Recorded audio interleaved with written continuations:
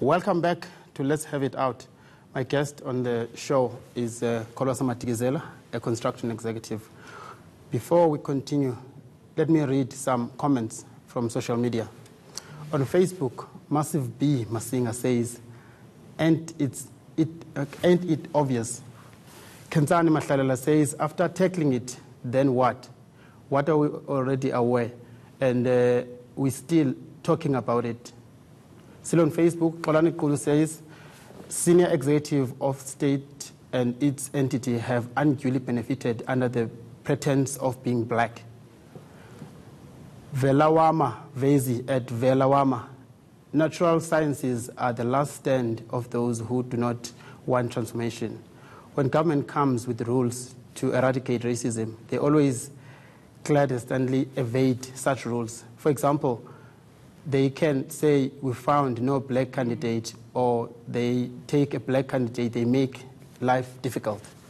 Kevin 1988-2416, of course there has been meaningful participation. It's derogatory to say that black participation is meaningless. Okay, let's continue. I think very good points that have been raised there, actually. And as I was saying earlier on, I think we have to realize that as black people, we've always been capable. We didn't just start being capable when the BE codes were put in place. We've always been capable. Growing up, we grew up with engineers around us, doctors around us, lawyers who ran their own practices when they couldn't get into mainstream corporate South Africa. They ran successful private practices.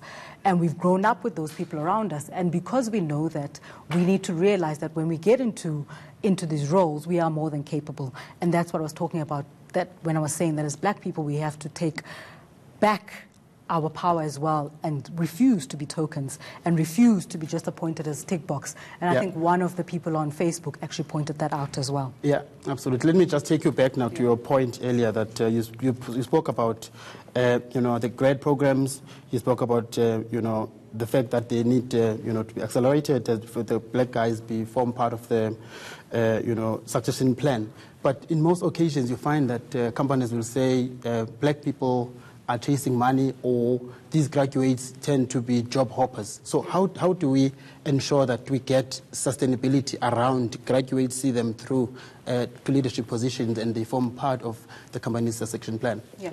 So I think for me, it's about the start is to try and change the environments and the cultures within the organizations to be conducive for growth and for black people to be able to thrive, or for people living with disabilities to be able to thrive, or people with different sexual orientation to be able to thrive in those environments. And unfortunately, I think one of the things that you were reading from Facebook alluded to that, where generally you'll find the excuses that we cannot find black people, but they are there.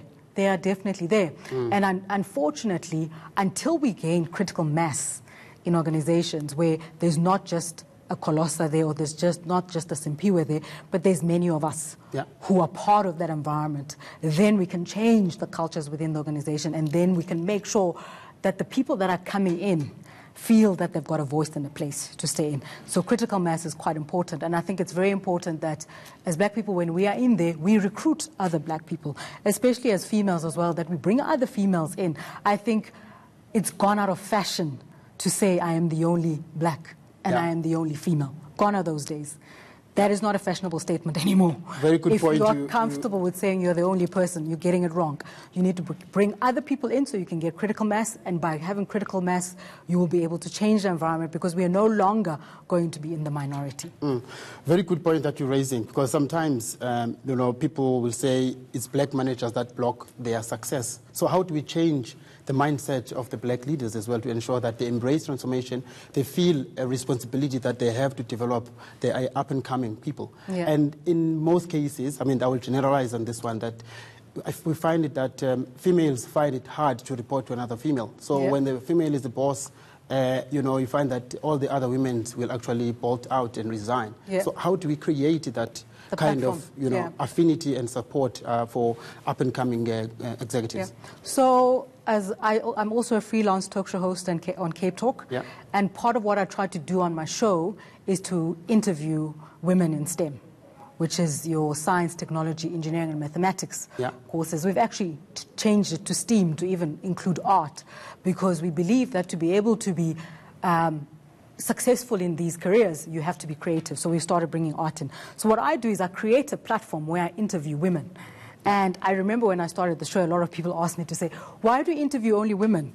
There are men out there who are doing. I do interview men as well, but I generally lean towards women, because I'm trying to create a platform where women have a voice and where we as women are showcasing each other.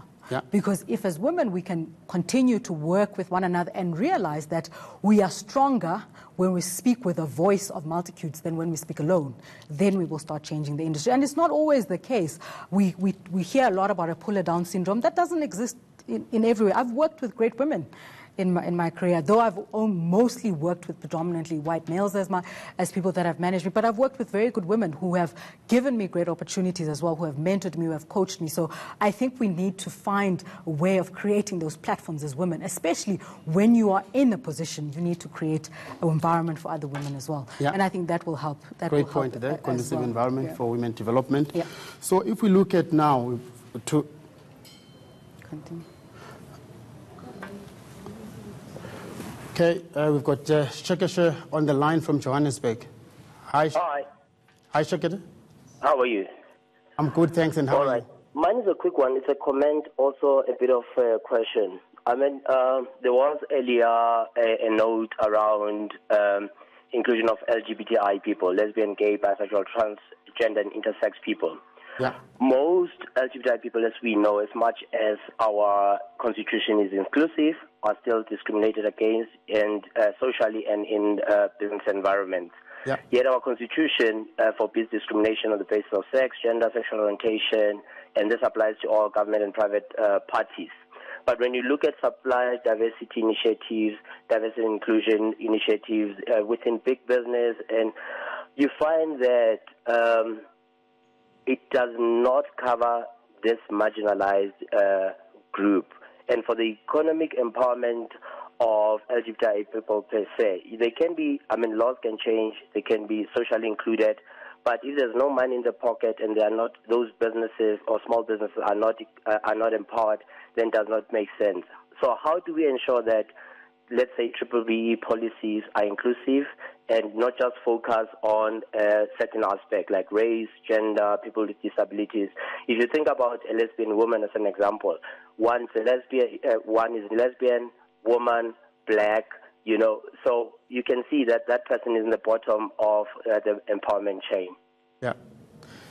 Thank you very much, Shekeshe, for your question. Kolosa, there comes. Are we inclusive enough in terms of broad-based black economic empowerment, include other, you know? Yeah, and that's why when I started speaking about why I'm passionate about transformation, I actually spoke about the LGBT community, because I do believe that there hasn't been enough focus put on that part of the legislation. But if you look at the Employment Equity Act, it actually says no one will be discriminated against their sexual orientation. So it does put it into play. So when I did my master's, I looked at the career choices of women within the construction sector. Now with my PhD, I'm looking at diversity. Yeah. And by pulling in diversity is because I don't just want to limit it to a gender study or a race study. Yeah. Because then I think I will dilute, as I said, what I'm trying to do from a diversity point of view. So if you want to talk about diversity and diversity of thought, you have to include the LGBT community, you have to include people living with disabilities, you have to include religion, you have to include a whole lot of host of